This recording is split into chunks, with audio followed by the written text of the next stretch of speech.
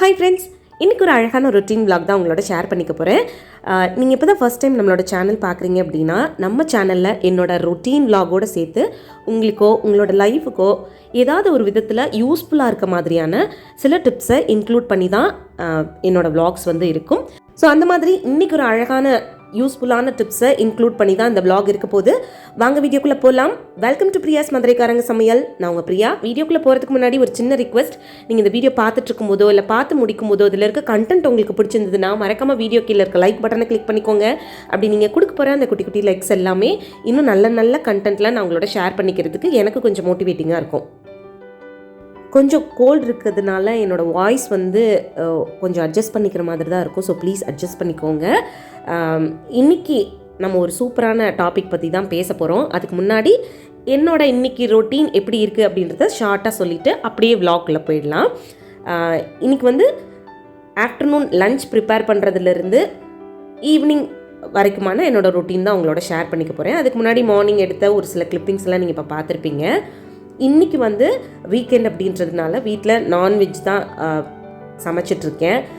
என் ஹஸ்பண்டுக்கு வந்து மட்டன் வேணும் அப்படின்னு சொன்னதுனால அவங்களுக்கு மட்டன் குழம்பு வந்து ப்ரிப்பேர் பண்ணிகிட்ருக்கேன். எனக்கு மட்டன் சாப்பிட்ற மாதிரியான ஒரு மைண்ட் செட் வந்து இல்லை. ஸோ அதனால் வந்து ரசம் வித் ஃபிஷ் ஃப்ரை வந்து பண்ணிக்கலாம் அப்படின்னு சொல்லிட்டு வெள்ளைக்கிழங்கான் மீன் இருக்கும் இல்லையா, அது வந்து கொஞ்சம் மசால் போட்டு கலந்து எடுத்து வச்சுருக்கேன். ஸோ அப்படியே இந்த மட்டன் குழம்பை ப்ரிப்பேர் பண்ணிகிட்ருக்கேன். நீங்கள் இன்கேஸ் வெஜிடேரியன் சமைக்கக்கூடியவங்களாக இருக்கீங்க அப்படின்னா நான் இப்போ பண்ணுற சேம் மெத்தடில் காளான் குழம்பு, உருளைக்கிழங்கு பட்டாணி போட்டு குழம்பு, அப்புறம் மீல் மேக்கர் இருக்கு இல்லையா, சோயா சங்க்ஸ் இருக்குல்ல, அது வச்சு குழம்பு, இந்த மாதிரிலாம் நீங்கள் ப்ரிப்பேர் பண்ணலாம். ரொம்ப டேஸ்டியாக இருக்கும். நான் வந்து அதே மெத்தடில் தான் இப்போது மட்டன் குழம்பு வந்து வச்சிட்ருக்கேன். ஸோ இதுக்கப்புறம் வந்து பார்த்திங்கன்னா ஒரு சில சின்ன சின்ன க்ளீனிங் ரொட்டீன்லாம் இருக்குல்ல, அதெல்லாம் ஈவினிங் டைமில் பண்ணேன். அதையும் நான் இந்த வீடியோவில் இன்க்ளூட் பண்ணியிருக்கேன். ஸோ வாங்க அப்படியே வீடியோ பார்த்துக்கிட்டே இன்றைக்கான டாபிக் உள்ளே போயிடலாம். இன்றைக்கி நான் பேச போகிற டாபிக் எதை பற்றி அப்படின்னு பார்த்தீங்கன்னா, ஒரு ஃபேமிலியில் தேவையில்லாத ப்ராப்ளம்ஸ் வர்றதை அவாய்ட் பண்ணிக்கிறதுக்கு, இல்லை நிறைய அன்பை வந்து நம்மளோட ஃபேமிலியில் ஷேர் பண்ணிக்கணும் அப்படின்னு நினைக்கிறீங்கன்னா எந்த மாதிரியான சின்ன சின்ன விஷயங்கள் டெய்லி லைஃப்பில் ஃபாலோ பண்ணலாம். அதே மாதிரி ஒரு சில பிரச்சனைகள் வரும்பொழுது அதை எப்படி ஃபேஸ் பண்ணுறதுக்கு அவங்களோட நம்ம சப்போர்ட் பண்ணலாம். அண்ட் ஆல்சோ ஒரு சில விஷயங்களை நம்ம பேசிக்காக நம்ம ஃபேமிலிக்குள்ளே ஃபாலோ பண்ணுறது மூலமாக தேவையில்லாத ஒரு ஆர்குமெண்ட்ஸ் வர்றது, தேவையில்லாத ப்ராப்ளம்ஸ் வர்றதை எப்படி முன்னாடியே அவாய்ட் பண்ணிக்கலாம் அப்படின்ற மாதிரியான ஒரு சில பேசிக்கான சின்ன சின்ன விஷயங்கள் வந்து நான் இந்த வீடியோவில் ஷேர் பண்ணிக்க போகிறேன். இதை வந்து நீங்கள் உங்களோட ஃபேமிலி மெம்பர்ஸோட, உங்கள் வீட்டில் குட்டி பசங்க இருக்காங்க, இல்லை கொஞ்சம் வளர்ந்த பசங்க இருக்காங்க அப்படின்னாலும் அவங்களுக்குமே நீங்கள் வந்து சொல்லி கொடுக்கலாம். இந்த மாதிரி விஷயங்களை நம்மளோட டெய்லி லைஃப்பில் கொஞ்சம் கொஞ்சமாக ஃபாலோ பண்ணும்பொழுது நம்ம ஃபேமிலியை வந்து இன்னுமே அழகாக பெட்டராக லீட் பண்ணி கொண்டு போகிறதுக்கு இந்த ஒரு சின்ன சின்ன விஷயங்கள் வந்து உங்களுக்கு ஹெல்ப்ஃபுல்லாக இருக்கும். ஃபர்ஸ்ட் டிப், எல்லாரோட ஃபேமிலிலையும் ஏதாவது ஒரு டைமில் ஏதாவது ஒரு விஷயத்துக்காக ஆர்கியூமெண்ட் நடக்கிறது வந்து ரொம்ப சாதாரணமான ஒரு விஷயந்தான். அப்படி ஒரு 2 பேத்துக்குள்ள ஆர்கியூமெண்ட்ஸ் வருது அப்படின்னா அதை அவாய்ட் பண்ணணும்னு நினைக்காம சால்வ் பண்ணணும்னு நினைங்க. அப்படி நினைக்கும் போது அந்த பிரச்சனை இன்னும் பெருசாகிறத ஆரம்ப கட்டத்திலேயே நம்ம வந்து ஸ்டாப் பண்ண முடியும். நம்மளில் நிறைய பேர் பண்ணுற மிஸ்டேக் என்ன அப்படின்னா, ஒரு ஆர்கியூமெண்ட் வந்ததுமே எங்கே இது பெரிய சண்டையாகிடுமோ, இல்லை அதை பேசும்பொழுது பயங்கரமாக உங்களுக்கு கோவம் டென்ஷன் ஆகுறீங்க அப்படின்னா, ஓகே நான் இனிமேல் இதை பற்றி பேசவே விரும்பலை, இந்த பிரச்சனையை இனிமேல் பேசவே வேண்டாம், இதை இப்படியே வந்து ஸ்டாப் பண்ணிடலாம் அப்படின்னு சொல்லிட்டு அந்த பிரச்சனைக்கான சொல்யூஷன் என்ன அப்படின்றத பேசாமலேயே அதை அப்படியே அவாய்ட் பண்ணிக்கிட்டே இருந்தீங்கன்னா உங்களுக்கு ஆப்போசிட்டில் அந்த ஆர்கியூமெண்ட்டில் இன்வால்வ் ஆகியிருக்கவங்களுக்கு என்ன தோணும் அப்படின்னா, திரும்ப இந்த பிரச்சனையை எப்போ பேசலாம் அப்படின்னு தோணும். இதுக்கு ஒரு சொல்யூஷனே கிடைக்கலையே அப்படின்னு சொல்லி அவங்க திரும்ப உங்ககிட்ட அந்த பிரச்சனையை கொண்டு வந்து பேசுவாங்க. ஸோ அதனால் எப்போவுமே ஏதாவது ஒரு ஆர்கியூமெண்ட் வீட்டுக்குள்ளே வருது அப்படின்னா அதை உட்காந்து பேசி சால்வ் பண்ணிடுங்க. அது அப்போவே முடிஞ்சு போயிடும். திரும்பியும் அந்த மாதிரியான பிரச்சனைகள் வராமலும் இருக்கும். அதை விட்டுட்டு அதை அவாய்ட் பண்ணுறது, அதை பற்றி பேச வேணாம் அப்படின்னு சொல்லிட்டு நம்ம தள்ளி போட்டுகிட்டே இருந்தோம் அப்படின்னா அந்த பிரச்சனை இன்னும் பெருசாகும், இல்லை அதை வச்சு அடுத்தடுத்து பிரச்சனைகள் வீட்டுக்குள்ளே வர்றதுக்கும் வாய்ப்புகள் இருக்குது. இதனால வீட்டுக்குள்ளே ஒரு அமைதியான சூழ்நிலையே இல்லாமல் போகிறதுக்கும் சான்சஸ் நிறைய இருக்கும். ஸோ இந்த ஒரு விஷயத்தை நீங்கள் இது வரைக்கும் பண்ணிகிட்ருக்கீங்க அப்படின்னா முடிஞ்ச வரைக்கும் அதை இனிமேல் அவாய்ட் பண்ணிக்கோங்க. செகண்ட் டிப், உங்களோட ஃபேமிலி மெம்பர்ஸ் உங்களுக்கு எவ்வளோ க்ளோஸான ஒரு ரிலேஷன்ஷிப்பில் இருந்தாலும் சரி, உங்களோட சிப்ளிங்ஸாக இருக்காங்க, அப்பா அம்மாவாக இருக்காங்க, இல்லை பசங்களாக இருக்காங்க, தாத்தா பாட்டியாக இருக்காங்க, யாராக இருந்தாலும் சரி, அவங்களுக்கு அந்த வீட்டில் ஒரு ப்ரைவசி தேவைப்படுது, ஒரு சின்ன ஸ்பேஸ் தேவைப்படுது அப்படின்னா அதை எப்போவுமே அலோவ் பண்ணி பழகுங்க. அதை அவங்க எடுத்துக்கிறத நீங்கள் தடுக்காதீங்க. எல்லாருக்குமே ஒரு சின்ன ஸ்பேஸ் தேவைப்படும். எப்போவாது அவங்களுக்குன்னு ஒரு ப்ரைவசி இருக்கணும்னு விருப்பப்படுவாங்க. அந்த ஜோனில் அவங்களுக்கான விஷயங்களை பண்ணணும்னு நினைப்பாங்க, இல்லை அவங்க உட்காந்து ஒரு சில விஷயங்களை யோசிக்கணும்னு நினைப்பாங்க. இந்த மாதிரி எல்லாருக்குமே ஒரு ப்ரைவசியும் ஒரு சின்ன ஸ்பேஸும் அவங்கவுங்க லைஃப்பில் தேவைப்படும்.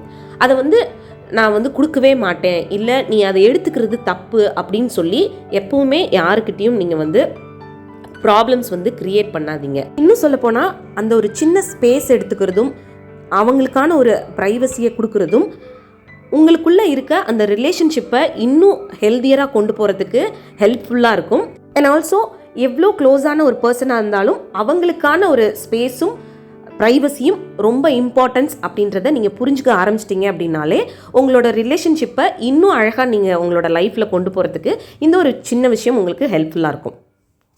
தேர்ட் டிப், உங்களோட ஃபேமிலி மெம்பர்ஸோட ரெகுலராக ஒரு டைம் அது ஒன்றா உட்காந்து சாப்பிடணும் அப்படின்றத உங்கள் வீட்டில் ஒரு சின்ன ரூல்ஸ் மாதிரியே வச்சுக்கோங்க. அதாவது 3 டைமும் ஒன்றா உட்காந்து சாப்பிட முடியாது. இப்போ இருக்க சூழ்நிலையில் எல்லாருமே ஒர்க்கிங்காக இருப்பாங்க, ஹஸ்பண்ட் அண்ட் ஒய்ஃப் ஒர்க் பண்ணுறவங்களா இருப்பாங்க, வீட்டில் பசங்க படிக்கக்கூடியவங்களா இருப்பாங்க, இல்லை ஒர்க் பண்ணுறவங்களா இருப்பாங்க. அவங்களால எல்லா நேரமும் ஒன்றா உட்காந்து சாப்பிட்றது அப்படின்றது சாத்தியமில்லாத விஷயமா இருக்கும். பட் அட்லீஸ்ட் ஒரு டைமாவது எல்லாரும் ஒன்றா டைனிங் டேபிளில் உட்காந்து சாப்பிட்றதோ, இல்லை உங்கள் வீட்டில் கீழே உட்காந்து சாப்பிடக்கூடிய பழக்கம் இருக்குது அப்படின்னா அதை ரெகுலராக வச்சுக்கோங்க. அந்த ஒரு டைம் உங்களோட அந்த ஒரு ரிலேஷன்ஷிப்பை இன்னும் க்ளோஸாக வச்சுக்கிறதுக்கு, ரொம்ப ஸ்ட்ராங்காக வச்சுக்கிறதுக்கு, உங்களோட பாண்டிங்கை இன்னும் ஸ்ட்ராங்காக ஆக்குறதுக்கு ஹெல்ப்ஃபுல்லாக இருக்கும். ஏன்னா அந்த மாதிரி ஒரு டைமில் அன்றைக்கி டேயில் என்னென்னால் நடந்துச்சு அப்படின்றத பற்றி சின்ன சின்ன விஷயங்கள் ஷேர் பண்ணுவீங்க. அன்றைக்கி டே உங்களுக்கு கொஞ்சம் ஸ்ட்ரெஸ்ஃபுல்லாக இருந்தால் கூட அந்த ஒரு டைமில் நீங்கள் ஒன்றா உட்காந்து பேசி சந்தோஷமாக சாப்பிடும் பொழுது அந்த டைம் உங்களுக்கு ஒரு ரிலாக்ஸான டைமாகவும் அமையும்.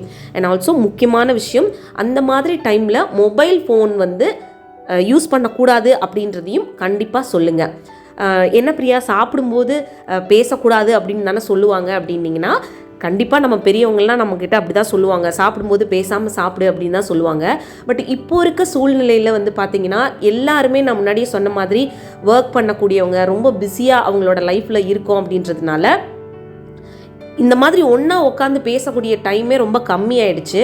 அப்படி பேசக்கூடிய டைமும் இந்த சாப்பிட்ற மாதிரியான டைமாக தான் அமைஞ்சிருச்சு. அப்படின்றதுனால அந்த ஒரு டைமைவாது நம்மளோட ஃபேமிலி டைமாக யூஸ் பண்ணிக்கலாம் அப்படின்றதுக்காக தான் இந்த ஒரு சின்ன விஷயத்த சொல்கிறேன். இது வரைக்கும் ஃபாலோ பண்ணாமல் இருந்தீங்கன்னா ப்ளீஸ் உங்களோட லைஃப்பில் இனிமேலாவது இதை ஃபாலோ பண்ண ஸ்டார்ட் பண்ணுங்கள்.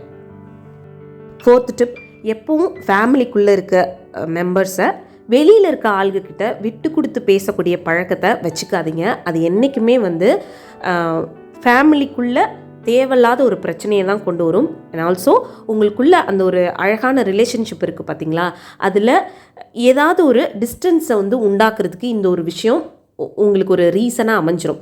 அதனால எவ்வளோ உங்களுக்குள்ள பிரச்சனைகள் இருந்தாலும் சரி, எவ்வளோ தான் உங்களுக்குள்ள ஒரு சின்ன சின்ன கோபங்கள் இருந்தாலும் சரி, எந்த விஷயத்துக்காகவும் உங்கள் ஃபேமிலி மெம்பர்ஸை வெளியில் இருக்கவங்கக்கிட்ட விட்டு கொடுத்துடக்கூடாது அப்படின்றத உங்கள் ஃபேமிலிக்குள்ளே இருக்கவங்ககிட்ட அடிக்கடி சொல்லிக்கிட்டே இருங்க. ஏன்னா இப்போ நீங்கள் ஒரு கோவத்தில் ஏதோ ஒரு விஷயத்த வெளியில் இருக்கவங்ககிட்ட சொல்கிறீங்க, அவங்க ஒரு நாள் அதை உங்களோட ஃபேமிலியில் இருக்கவங்ககிட்ட சொல்கிறாங்க அப்படின்னா அந்த ஒரு பர்டிகுலர் பர்சன் என்ன நினைப்பாங்கன்னா, நம்மளோட அக்கா தானே, நம்மளோட அண்ணன் தானே, நம்மளோட தம்பி தானே, நம்ம தாத்தா பாட்டி தானே, ஏன் நம்மளை வெளியில் இருக்கவங்ககிட்ட இப்படி சொல்லிட்டாங்க அப்படின்னு சொல்லிட்டு உங்ககிட்ட அவங்களுக்கான அந்த ரிலேஷன்ஷிப்பை டிஸ்டன்ஸ் கீப்பப் பண்ண ஸ்டார்ட் பண்ணிடுவாங்க. ஸோ இது அந்த ஒரு ரிலேஷன்ஷிப்பை ஹெல்த்தியாக வச்சுக்கிறதுக்கு என்றைக்குமே ஹெல்ப்ஃபுல்லாக இருக்காது. ஸோ என்ன தான் கோவம் இருந்தாலும், என்ன தான் பிரச்சனைகள் இருந்தாலும் அதை உங்களுக்குள்ளேயே பேசி சால்வ் பண்ணிக்கோங்க. உங்களோட ஃபேமிலிக்குள்ளே பேசிக்கோங்க தவிர வெளியில் இருக்கவங்ககிட்ட எப்போயுமே அதை பற்றி பேசாதீங்க. அது தேவையில்லாத பிரச்சனைகளை தான் க்ரியேட் பண்ணும். ஸோ அவ்வளோதான். இந்த மாதிரியான சின்ன சின்ன விஷயங்களை நம்மளோட ஃபேமிலியில் ரெகுலராக ஃபாலோ பண்ணும்பொழுது தேவையில்லாத ப்ராப்ளம்ஸை அவாய்ட் பண்ணலாம். நம்மளோட ஃபேமிலி மெம்பர்ஸ்க்கு எல்லா நேரங்களும் நம்ம சப்போர்ட்டிவாக இருக்கலாம். ஃபேமிலியை ஹாப்பியாகவும் ரன் பண்ணலாம். இன்னொரு யூஸ்ஃபுல்லான வீடியோட நான் உங்களை மீட் பண்ணுறேன். இந்த வீடியோ பிடிச்சிருந்தா மறக்காமல் லைக் பண்ணுங்கள். தேங்க்யூ.